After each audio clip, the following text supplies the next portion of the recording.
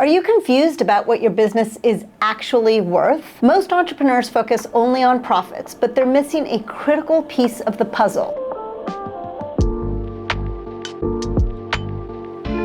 Today, I'm breaking down the balance sheet. It answers 3 questions. What do you own? What do you owe? And then what's left over for you as the owner? That's why we call it the balance sheet. It balances liabilities and assets, and then you have equity. So let me show you. We're gonna jump into Live Plan. I'm looking at the balance sheet at the end of August 2025. And you can see it says here at end of period because it's that snapshot point in time at the end of August.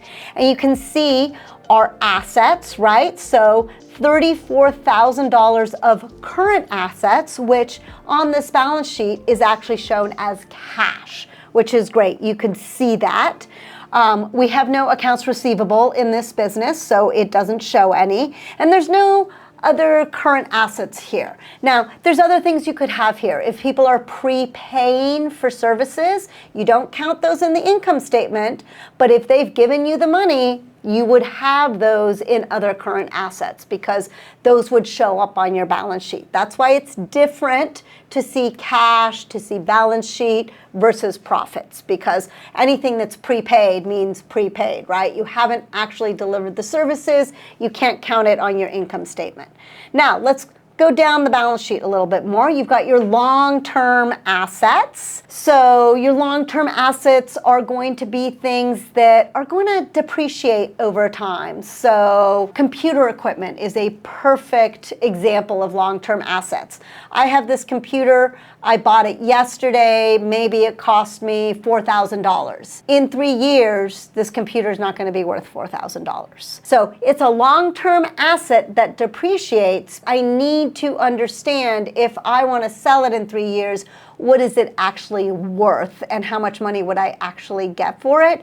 That's what your long-term assets are going to be. Okay, now let's get back here and take a look. Now we're in liabilities and equity. So these are all the things that you owe, and then the equity part is between assets and liabilities. What's left over? What do you actually own as a business owner? What is that business worth? What's your equity? If you want to create professional balance sheets, income statements, and cash flow projections like the one I'm showing you today, LivePlan makes it incredibly easy. Right now, you can get 50% off the first month of LivePlan using the link in the description below. All right, back to equity. We talk about it all the time if you own a house, right?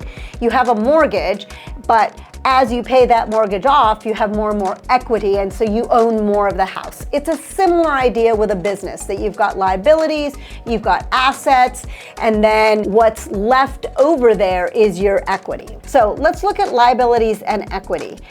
Here we can see liabilities of $29,000, current liabilities, right? That is actually coming from debt. We have $29,000 in a loan, and that is a liability. We owe $29,000, right?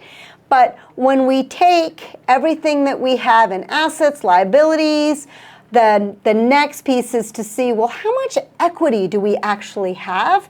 And you can see here we have $63,000 of equity that have accumulated over time on this balance sheet. This is what your business is actually worth at that point in time. Now, that doesn't mean that's what you would sell it for, right? There's lots of different formulas for that, but it gives you that sense of like, what do you have? What is that equity? That's what the balance sheet is. Assets, liabilities, equity. So what do you want to watch out for? Liquidity. Do you have enough short-term assets, mostly cash, maybe receivables, to meet short-term obligations? This is where you're going to have to look at a couple of statements. This balance sheet won't tell you everything, except it will have your cash. Then you're going to have a sense of how long that cash is going to last you. But you'll be able to look at the balance sheet and see cash and receivables. It's also going to tell you your debt load, right? How much debt versus equity do you have? More debt means more pressure on you, right? It means that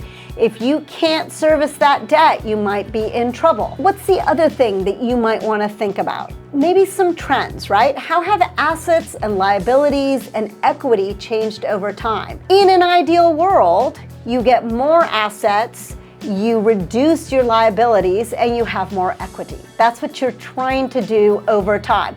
In a startup, that's not where you're going to be, and that's okay as long as you're planning correctly, you're reading your statements, and you're understanding where you are.